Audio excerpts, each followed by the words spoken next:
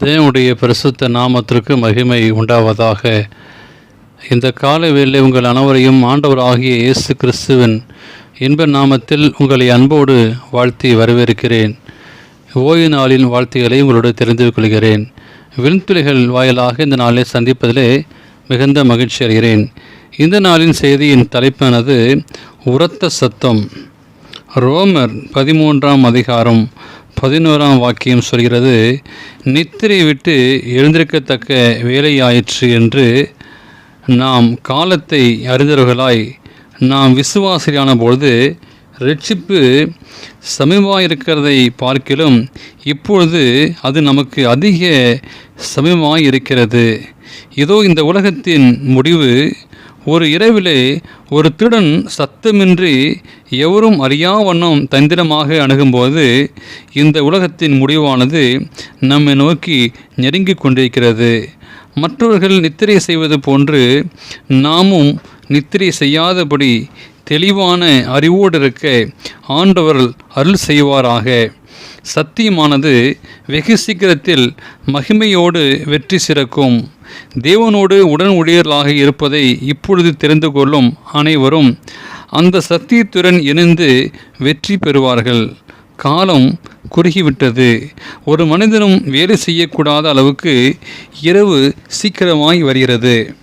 சீஷர்கள் பரிசுத்த ஆவியை பெற்றுக்கொண்ட பிறகு பெந்தகோஸ்திய நாளில் எத்தனை பேர் மனதிரும்புதலை பெற்றுக்கொண்டார்களோ அதே போன்று ஒரே நாளில் அநேகர் மனம் திரும்பக்கூடிய நேரம் உங்களையும் என்னையும் நெருங்கி வந்து கொண்டிருக்கிறது. சுவிசேஷ அழைப்பு கிடைத்த போது அநேகர் அக்கறை காட்டாமல் விட்டுவிட்டார்கள். அவர்கள் பரிசீலிக்கப்பட்டு கடு சோதனைக்கு உட்படுத்தப்பட்டாயிற்று. மலை போன்ற தடைகள் அவர்களுக்கு முகங்களுக்கு முன்பு தெளிவற்று தோன்றினது. அவர்களுடைய வரிசையில் அவர்கள் முன்னேறி சென்று விடாதபடி தடை செய்கின்றது.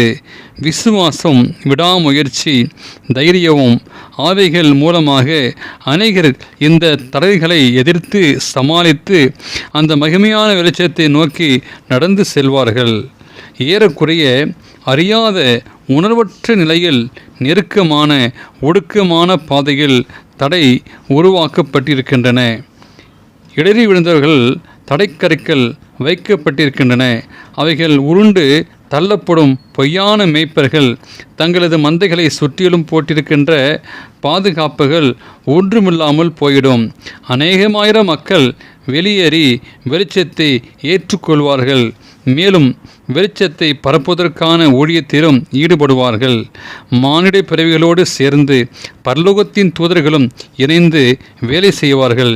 இவ்வாறு ஊக்கம் பெற்று சபை நிச்சயமாகவே தனது பரிசுத்த சக்திகளை எல்லாம் போராட்டத்தில் ஈடுபடுத்தி எழும்பி பிரகாசிக்கும். இவ்வாறு தேவனுடைய திட்டமானது நிறைவேற்றப்படுகிறது. இழக்கப்பட்ட முத்துக்கள் மீண்டும் பெற்றுக்கொள்ளப்படுகிறது.